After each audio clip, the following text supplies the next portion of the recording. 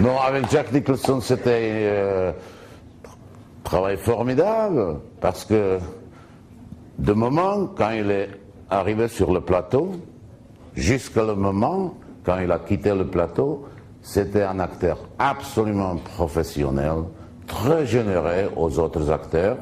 Ah, il est très malin, parce que vous savez que si les autres seront très bons, il serait encore mieux. Hein.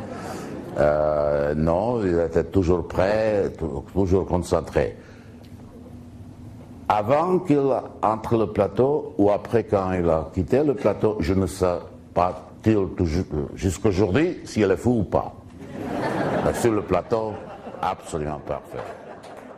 Le public, c'est un homme de le monde que nous connaissons, entre le monde qui est inconnu, le monde des malades mentaux. Alors je vous dis que tout le monde dans l'hôpital sont les visages inconnus. C'est plus la vérité, parce qu'ils sont devenus après connus.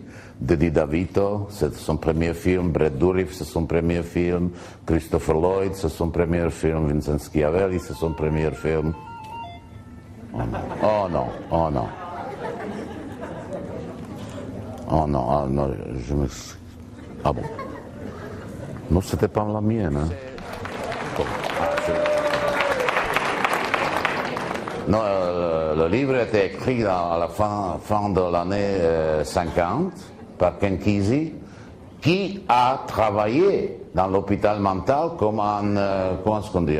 Aide-soignant. Aide-soignant. Ouais. Aide-soignant.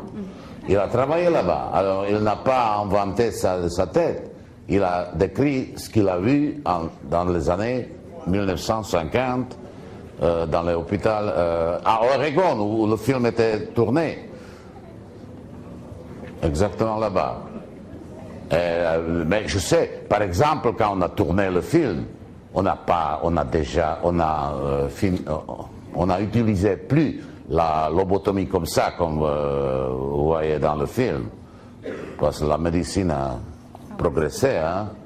Bon alors, oui.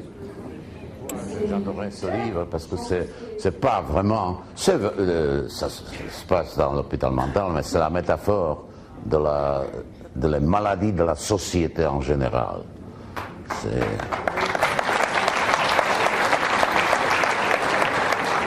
C'est une institution, comme tous les gouvernements sont les institutions. Nous les créons pour nous aider à vivre, pour nous servir. Nous les payons de nous servir. Et finalement, ils se comportent, c'est qu'ils payent nous, servir eux. Bon, alors...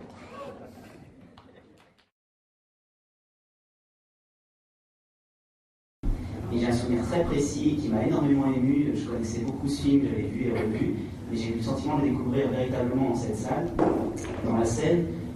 Une des scènes finales, je crois, où Mozart dirige l'orchestre. Et quand il a une main à 22 mètres de l'autre sur l'écran, je peux vous dire que c'était un spectacle pour lequel j'avais envie de vous remercier, les yeux dans les yeux. C'est une des raisons pour lesquelles je suis venu vous voir ce soir.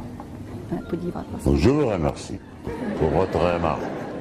Non, écoutez, ce que vous avez vu dans le film de théâtre, on a tourné les scènes. C'est le vrai théâtre où Mozart, en personne, a conduit la mondiale première de Don Giovanni. C'est dans ce théâtre que ces scènes sont tournées. Bon. Comment on passe de Volo Comment répondre? Je ne sais pas. J'adorais les chansons. C'était un musical où chaque chanson c'est un, comment est-ce qu'on dit, clénote. Un bijou. Un bijou. J'adorais les chansons. Hein. Bon.